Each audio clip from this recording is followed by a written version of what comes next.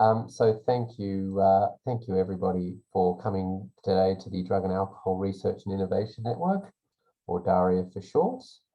Today we are very privileged to have Liam Acheson joining us. Am I saying that right, Liam? Acheson or Acheson? Yeah. Well, yeah. Yeah.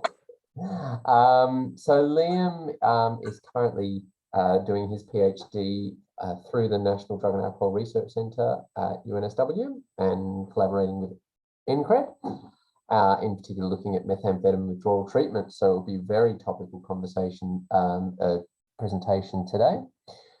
He's previously done a systematic review and meta-analyses of pharmacological treatments of methamphetamine withdrawal. He's looked at lisdexamfetamine for methamphetamine withdrawal.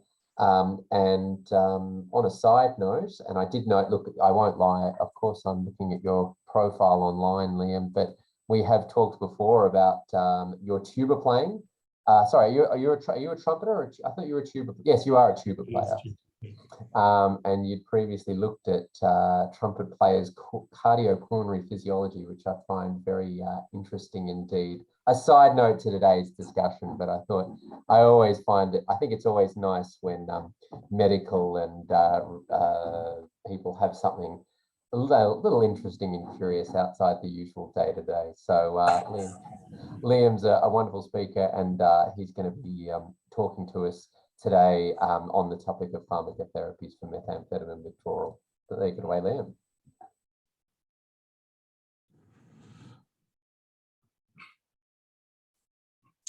Thank you so much for that introduction, Chris, and thank you for the opportunity to speak today.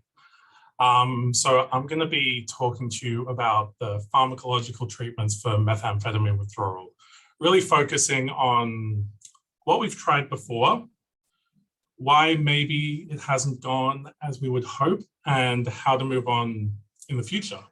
But before I get on to the individual pharmacotherapies, this talk's going to have a little bit of background about treatments, methamphetamine treatment in Australia, and also a little bit of a deep dive into the neurological actions of methamphetamine use, and also what we think happens in the brain when you stop using.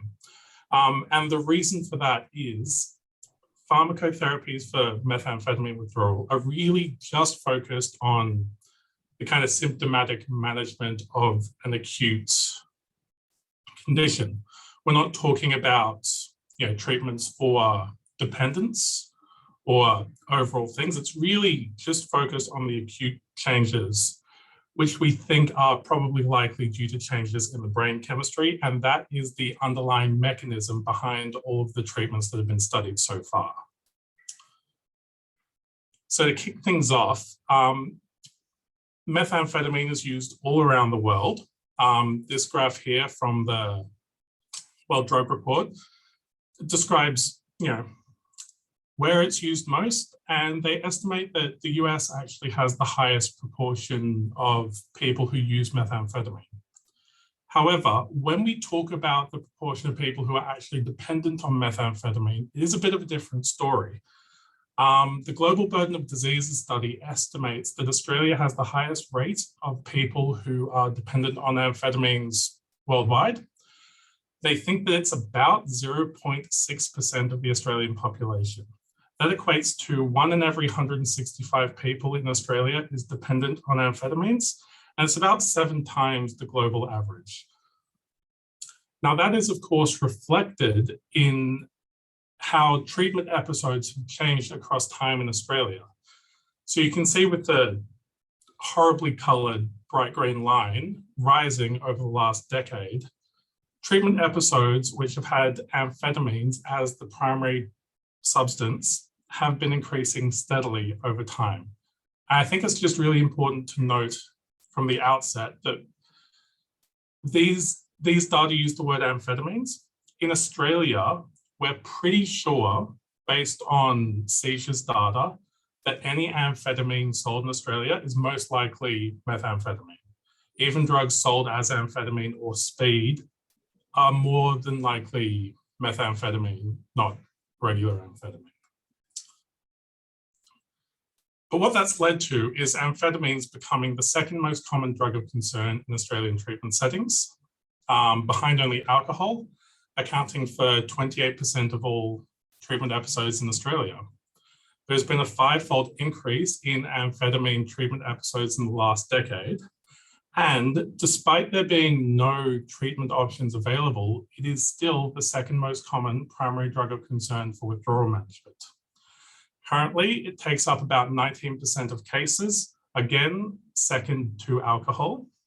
And across Australia in the 2019-20 financial year, there were 4,000 cases of amphetamine withdrawal. And this is despite there being many barriers to accessing withdrawal care.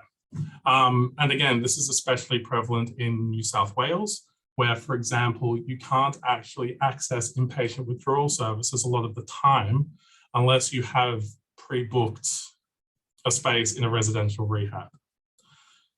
Importantly, however, despite all of this, there is still no approved treatment for methamphetamine withdrawal, pharmacological or otherwise. So next up, we're going to just briefly go over what happens in the brain when you use and stop using methamphetamine. And again, this is just important to underpin why we use certain drugs, how they might improve things, and why maybe we need to have some thoughts about new options. So the basic action of methamphetamine is as an indirect agonist of dopamine, serotonin, and noradrenaline. We call it an indirect agonist because it doesn't actually bind with the receptor sites. What it does is it substitutes at transporter sites, increasing the flow of these monoamines.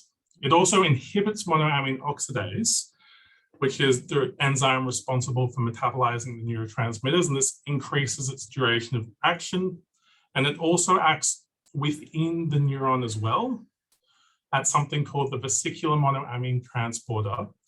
And that's the thing which controls when and if different monoamines are released from their storage vesicles in the cell into the neuron itself.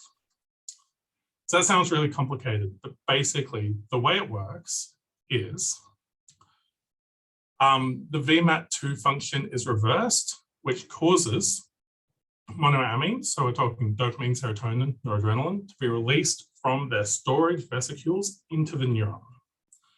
After that, the methamphetamine molecules bond to the transporter sites, reversing their function, causing an efflux of neurotransmitters into the intersynaptic cleft. Now, when they get into the intersynaptic cleft, that's when they start to do things. They make us, feel. And they do that by bonding to the receptor sites there. Methamphetamine then inhibits monoamine oxidase, and because the transporter function is reversed, it keeps them there for a really long time. So to put it simply, methamphetamine basically has two modes of action. It causes an efflux of neurotransmitters, and then it keeps them there, kind of like an SSRI. We know that methamphetamine is very potent at causing an efflux of neurotransmitters, and it works on different neurotransmitters at different levels. It's really, really potent at sending noradrenaline out, and it's a little less potent at dopamine. However, interestingly, comparative to noradrenaline and dopamine, the serotonin response caused by methamphetamine is comparatively less. And now that's all well and good, but let's put it into a little bit of context with some other drugs. So what we have here is, this is a study based on a rat model where they gave rats comparative levels of different drugs and measured dopamine response. And what you can see here is methamphetamine was about 6 times more potent than nicotine or ethanol at releasing dopamine into the brain, and also about 3 times more potent than cocaine. So it's the neurotransmitter response caused by methamphetamine is quite drastic, especially in comparison to other substances. But this all comes down to the Big question, why do we care? Well, all of these different neurotransmitters act on different parts of the brain and cause different effects. So changes to noradrenaline can affect cognitive function, memory consolidation, and physiological arousal. Serotonin is associated with cognitive function, impulsiveness, sexual behavior, pain perception, and reward, whereas the dopamine system is more aligned with reward, cognitive control, emotion, and also our ability to voluntarily control our movements. Unfortunately, this is not particularly well described. Mainly, we've just got studies looking at animal models or studies looking at kind of in vitro human cells. And it is more complex than what I've outlined as well. This is due to peripheral mediation of the effects of methamphetamine through the cardiovascular system, etc. Some people have also postulated that the density of your dopamine receptors is related to how much methamphetamine affects you. And it also interacts quite strongly with the GABA and glutamate systems.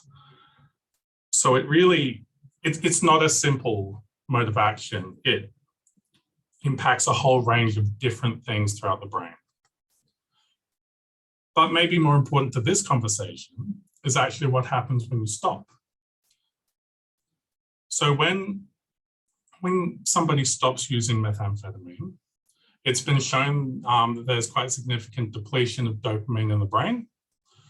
This is thought to be due to an impaired dopamine transporter system, which is associated with slowing of reaction times and deficits in overall performance tasks. They've also measured serotonin depletion in animal studies, again, due to damage to the transporter systems associated with these neurotransmitters. What's really important is these systems are damaged by methamphetamine use. And when methamphetamine is ceased, because the increased production of neurotransmitters is halted, any kind of changes in the dopaminergic and serotonergic system could be exacerbated. Methamphetamine cessation has also been associated with an inflammatory response in the brain. This is thought to be due to the oxidative nature of methamphetamine and monoamines, and this again is associated with cognitive issues.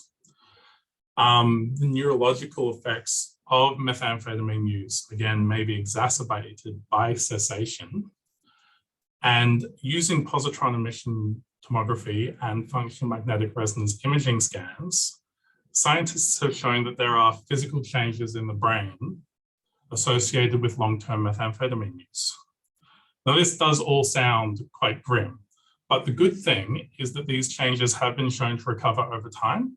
It takes a little while, but 6 to 12 months post-cessation, we tend to see, in at least the physical imaging studies, brains returning close to normal control. On the right here, we have a study from America, and hopefully you'll excuse the poor language in the image.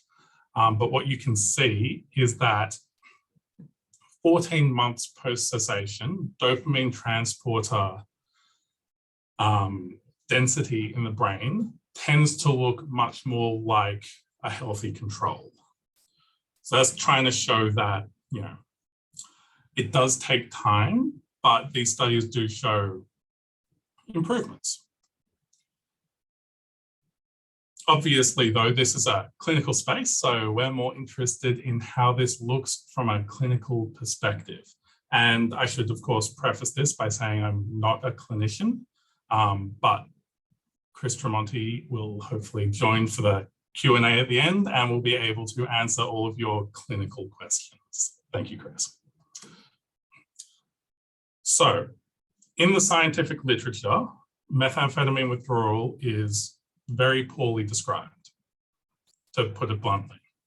We think that it may consist of 3 distinct phases, that being a crash, which may or may not even be present depending on your pattern of use, which is associated with what you would expect: exhaustion, fatigue, dysphoric mood, anxiety, agitation, etc.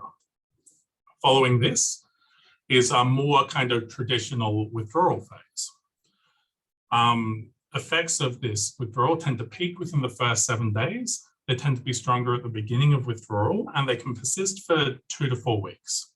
And these are thought to be associated with mood fluctuations, restlessness, irritability, anxiety, poor concentration, and of course, cravings. Then there is what's been coined the extinction phase, which can last weeks to months post last use. And it's, characterized by episodic fluctuations in mood, craving, and quality of sleep. What's really important to know, though, is all of this information has been drawn from really small studies. The largest study ever conducted looking at the natural course of methamphetamine withdrawal only included 21 people. So there's still a lot of questions about just really basic what happens during withdrawal that haven't yet been answered. So how does this move on to the clinical management? Well, we have guidelines to try and help us with clinical management of withdrawal. Unfortunately, the New South Wales guidelines are quite old. Now, the most recent one was published in 2008, and they tend to lump all psychostimulants into one group. So cocaine, methamphetamine, etc. And we know, looking back at the previous slide, the difference in neurotransmitter response, that this might not be the best way to go about this. Unfortunately, there's just not any data really to support individual treatment plans. The guidelines suggest supportive care and symptomatic management with the use of antipsychotics for features of psychosis, benzodiazepines for anxiety and sleep, and antidepressants for features of depression. The most recent guidelines in the country are from Turning Point in Victoria. They were published 4 years ago, and they're very, very similar to New South Wales health guidelines. The only real difference is they suggest that maybe a stimulant-like medication, for example, dexamphetamine or modafinil, could show some promise in reducing withdrawal symptoms and craving. However, there isn't actually data to back this up, and they don't supply any of those guidelines either. It's just kind of an option. New guidelines for New South Wales should be released soon. However, because there's been a really low amount of research in the withdrawal space, it's very unlikely that there will be any significant changes to the guidelines coming up. Because there's little specific guidelines for the clinical management of withdrawal, there's a great potential for variability in how it's managed. And this variability can be between institutions, obviously on a state-by-state, but also an institution level, but also individual practitioners within the same institution can tend to prescribe and approach withdrawal in different ways. But I guess it all comes down to the question of why do we care? Especially considering that withdrawal from methamphetamine it's not like alcohol or GHB where it's a medically significant issue. Well, we know that cessation of methamphetamine elicits a characteristic withdrawal syndrome. And we also know that the ineffective treatment of withdrawal symptoms leads to higher rates of relapse. It's been shown that reduction in withdrawal severity and cravings lead to better treatment outcomes. And it gives us an opportunity to increase the comfort of our clients, as well as hopefully to decrease the complexity of withdrawal management going forwards. So moving on then to what do we actually know about pharmacological treatments? We recently conducted a systematic review and meta-analysis of trials looking at pharmacological treatments for methamphetamine withdrawal. This slide is really for people who care about systematic review methods, but I don't think anybody does. So the important takeaways are we only looked at randomized control trials because we wanted to have the highest possible confidence in our findings.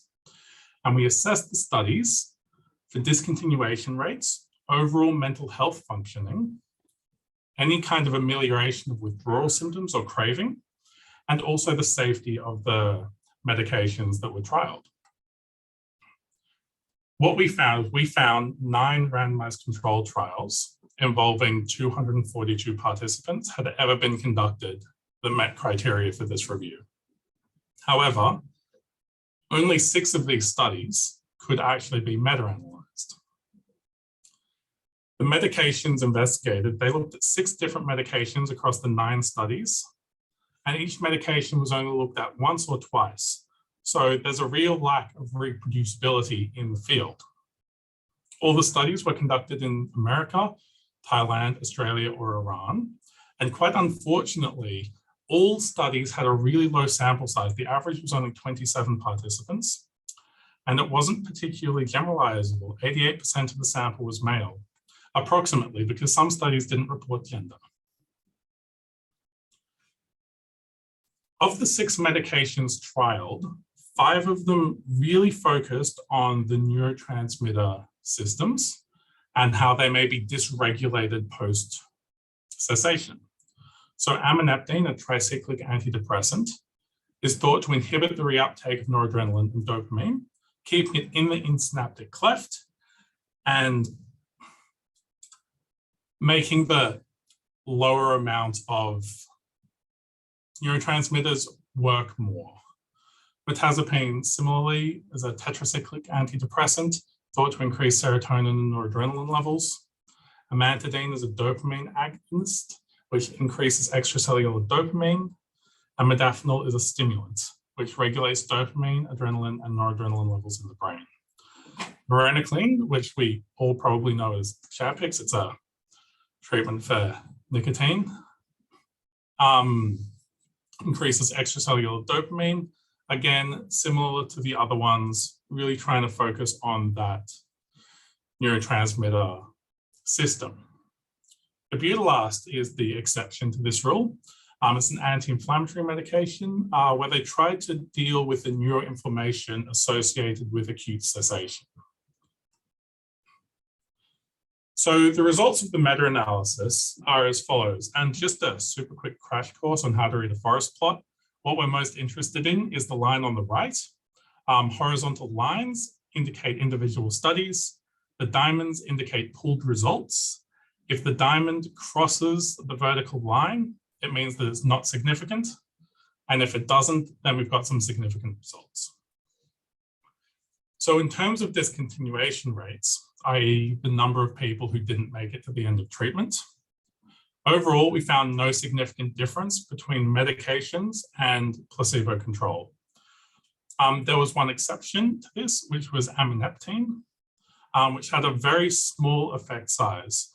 However, we're really not confident in those results, and we'll go over ammoneptine a little bit more at the end. Looking then at mental health functioning, again, it was very similar results. Overall, no difference. However, ammoneptine might show a slight trend towards the experimental condition. Most importantly, though, in terms of the amelioration of withdrawal symptoms, no medication trialed has had any kind of significant improvement on withdrawal symptoms. And this is reflected in craving for methamphetamine as well. Unfortunately, only 3 studies actually looked at withdrawal symptoms and only 2 studies looked at craving. But out of those studies, none of them found any significant difference. Safety might be the most disappointing outcome of our review. Only 1 study systematically reported adverse events. And we found, for at least amantadine, no significant difference in terms of safety compared to placebo and medication. However, we can't really comment on the other medications trialed to date. However, just looking at the numbers wasn't enough. We also have to see if we trust their results. So we used a tool called risk of bias.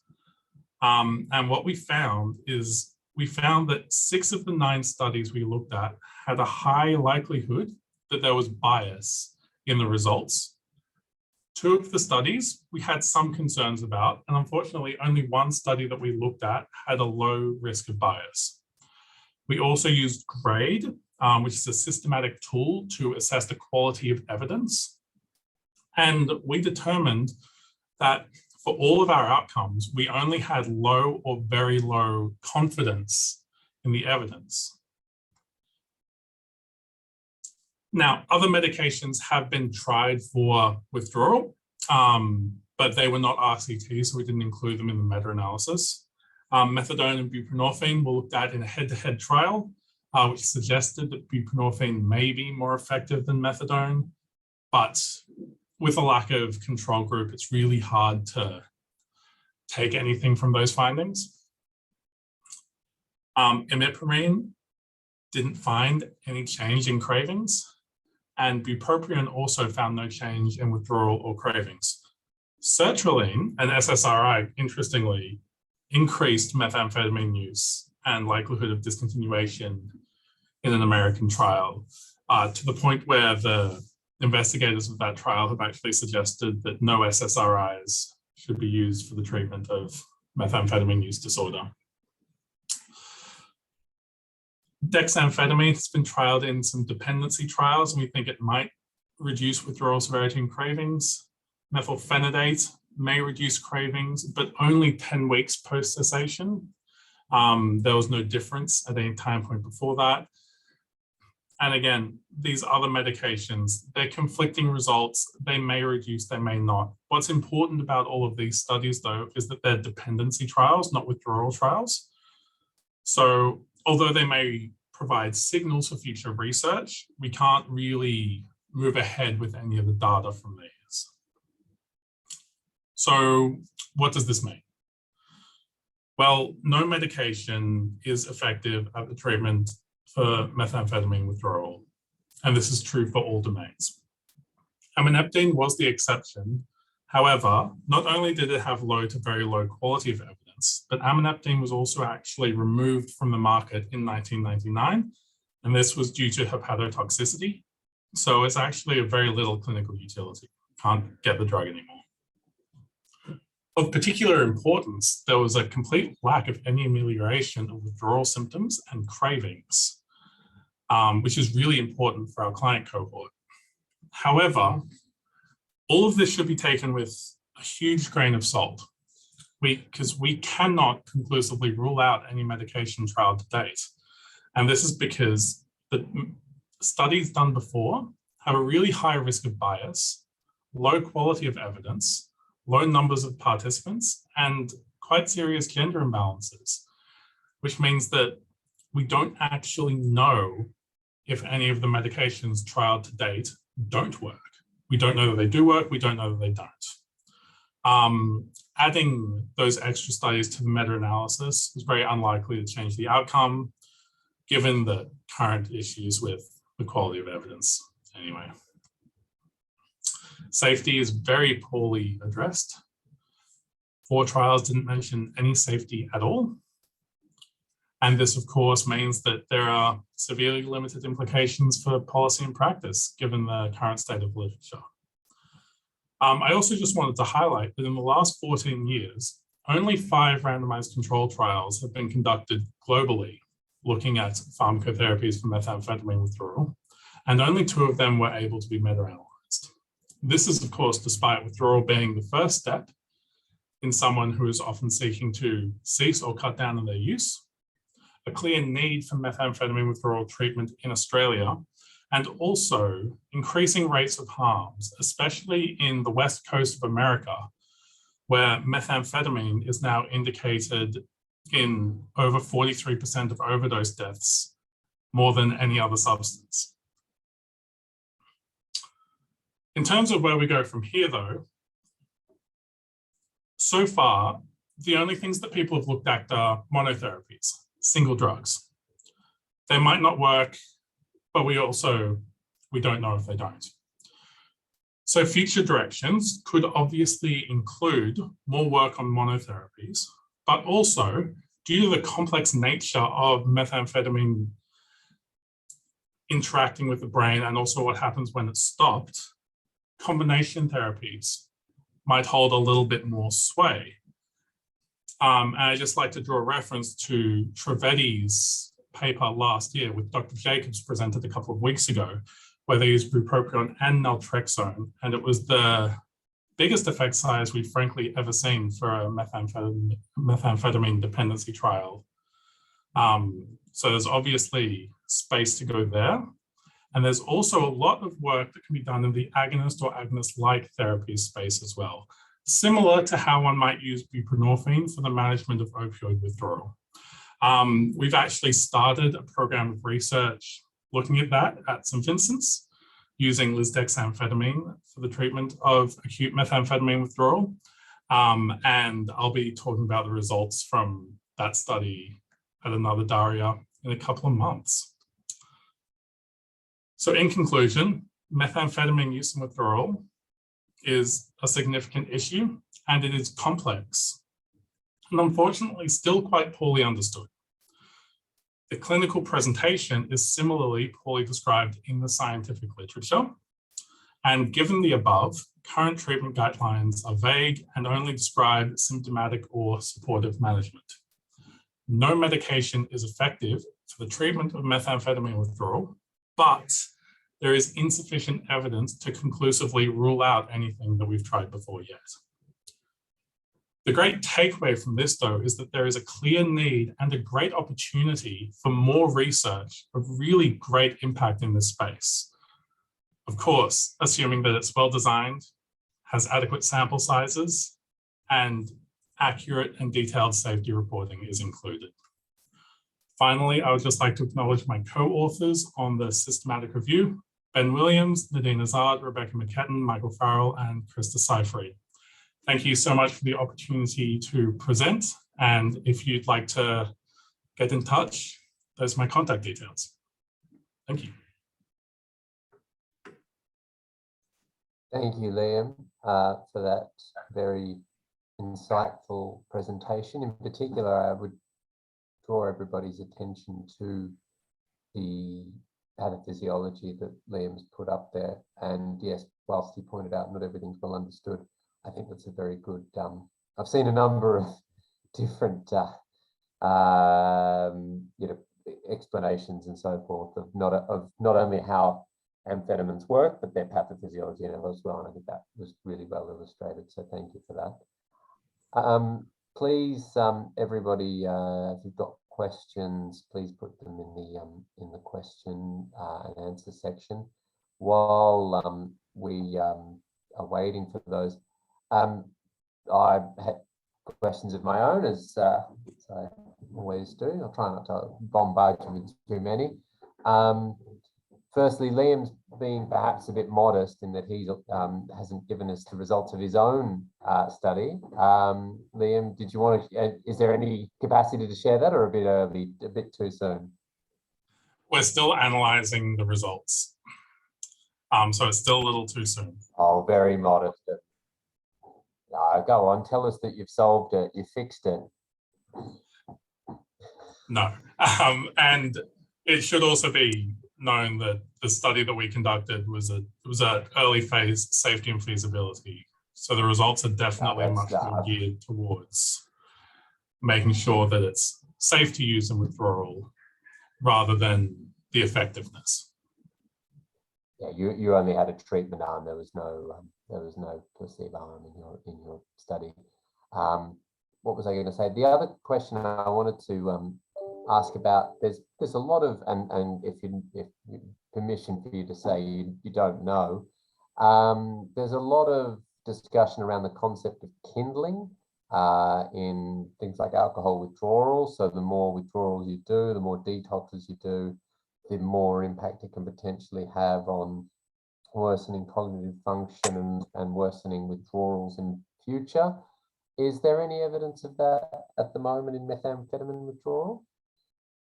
That's a great question. I haven't come across anything in the literature yet around that. So it's really still up in the air.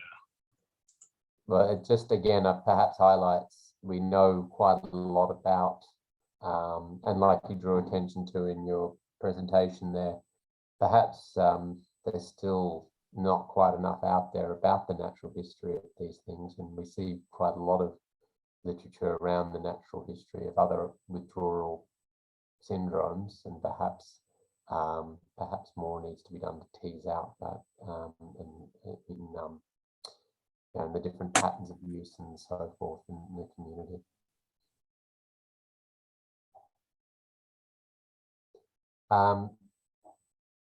What was I going to say?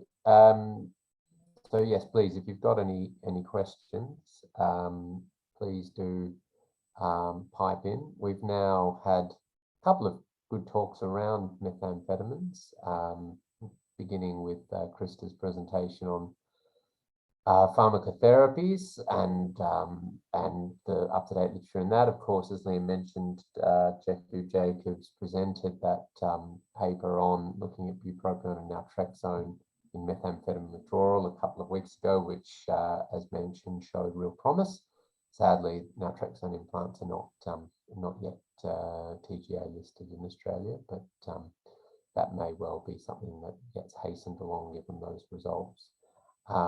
And of course, we've had Liam presenting today as well. I've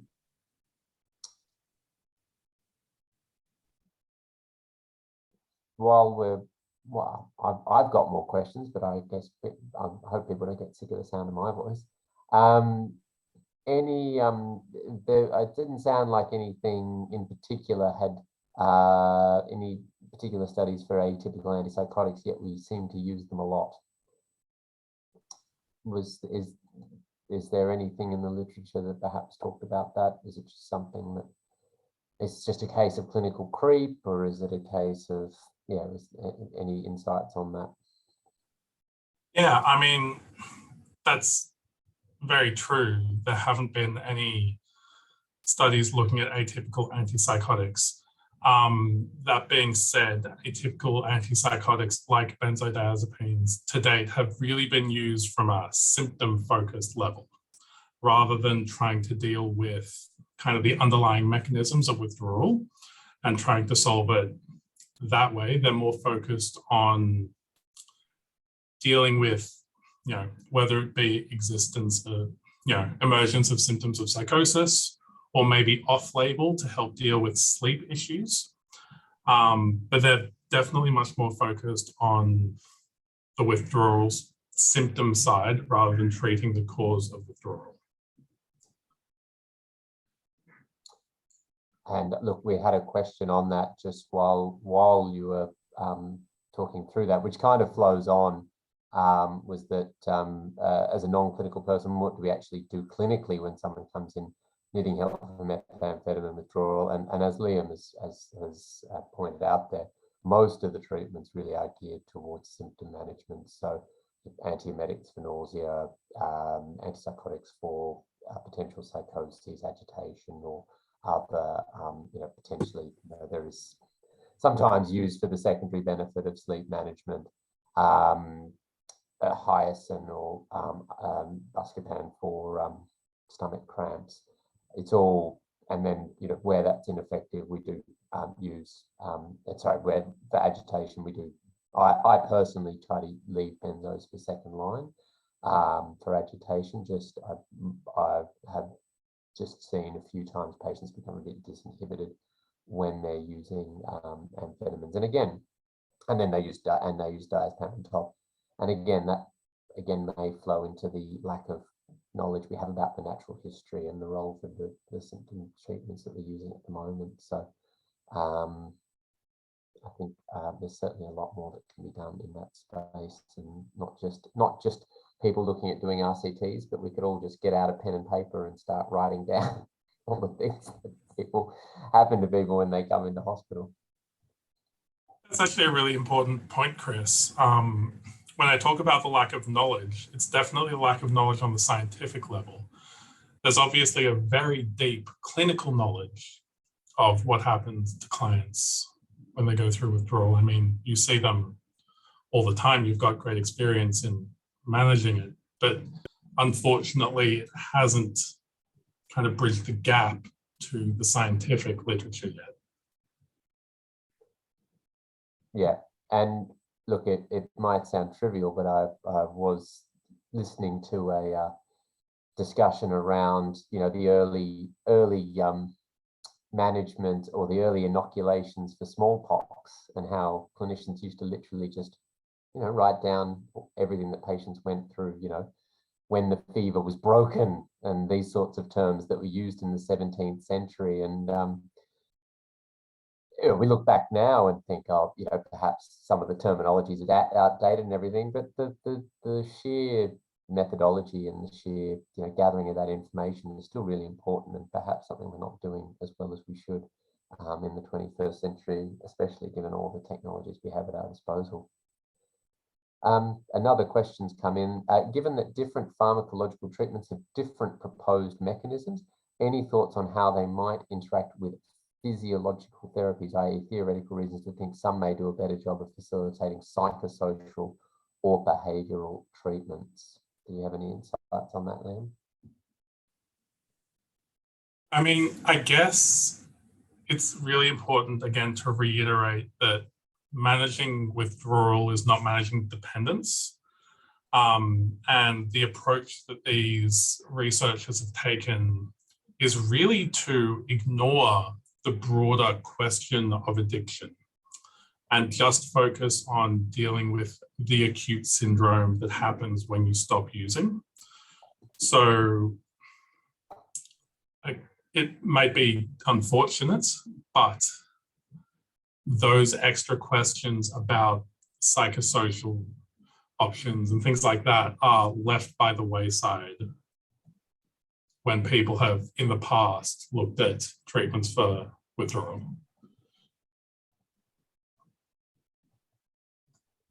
And we do, of course, forget the role of all of our psychosocial therapies quite often, unfortunately. And also, I mean, it is worth pointing out there's a wide body of evidence coming out now about contingency management, which is a politically very difficult sell to the general population who might not be comfortable. I'm certain that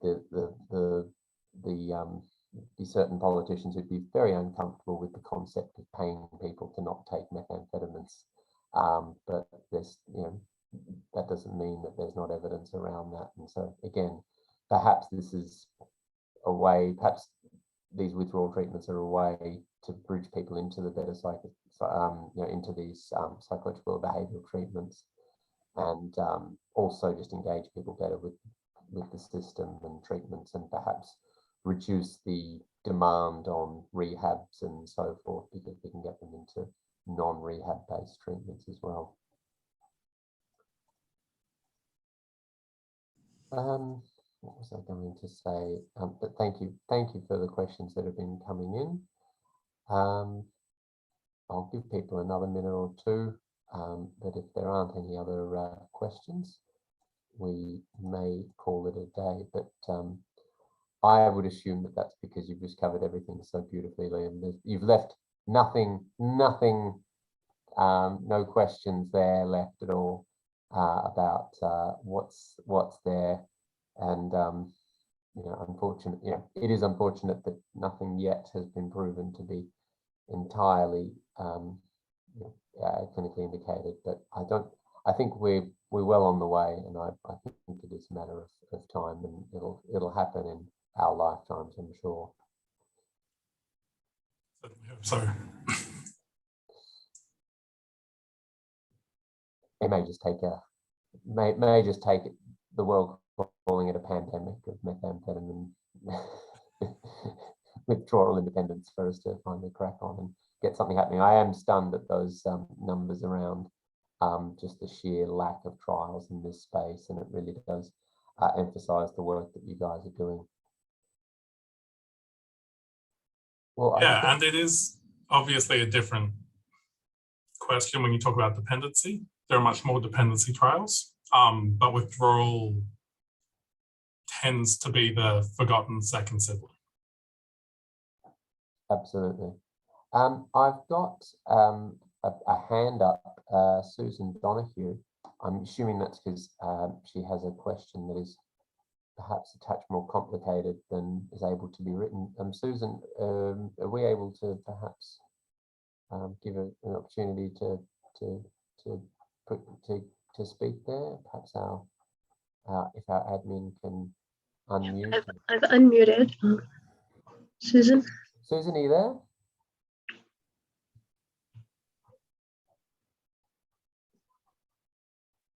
Susan? Hi, sorry, I was on a client call. There you are. That's okay. And they're still on the line, so I have to be brief, sorry. No, that's okay. Please fire away. I don't have any questions. Oh, no, sorry. Okay, sorry. You had your hand up. I thought you had a question. No, I think it was for Rosemary. I put my hand up. Did you want to speak or ask a question? Yeah. You know how with the information that we were given that they're using other type of amphetamines to, try and treat withdrawal. Is that something that's still obviously trials and not really accessible? Say if a client went to a GP to perhaps get some dexamphetamines for treatment, that's not available as yet. Yeah, that's exactly right. No treatment, agonist or otherwise, has been approved in any jurisdiction, Australia or overseas. Obviously, off-label prescriptions are sometimes appropriate, but there is no approved treatment. So it's still definitely in the trial phase. Okay. So just supportive sort of, counseling, that's still the go-ahead type of treatment. Yeah. Yeah, Chris, did you want to? Yeah, so look, on to your first point, for withdrawal, so we should, again, worth emphasizing withdrawal versus dependence. For withdrawal, certainly not. For long-term dependence, yes, there are avenues to looking at using things like dexamphetamine for dependence. They're not widely used, and no, they're not. There's not yet the evidence to make them sort of guideline treatment. But in the context of somebody that's engaged with treatment, and in particular at St Vincent's, we have our stimulants treatment program. A patient that's engaged with a service like that as a concomitant treatment, then that's something that can be utilised, and that does take various authorities, and it's not just as straightforward as writing up a script and sending the patient down to their local pharmacist. In terms of management still is in the withdrawal phase, still geared around that symptom management. So in particular, looking at antiemetics for nausea, antipsychotics and benzodiazepines for agitation, hyoscine or other medications for stomach cramps, and really just good supportive management. And then and as I say, the psychosocial treatments for longer term dependence is another can of worms that we won't open here today. Okay, thank you. You're very welcome.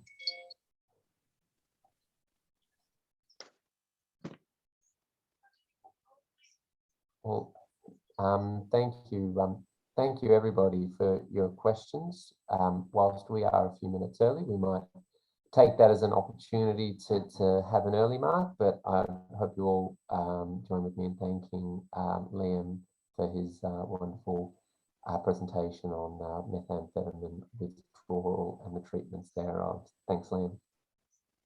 Okay. Chris. Thank you. Thanks very much, Liam.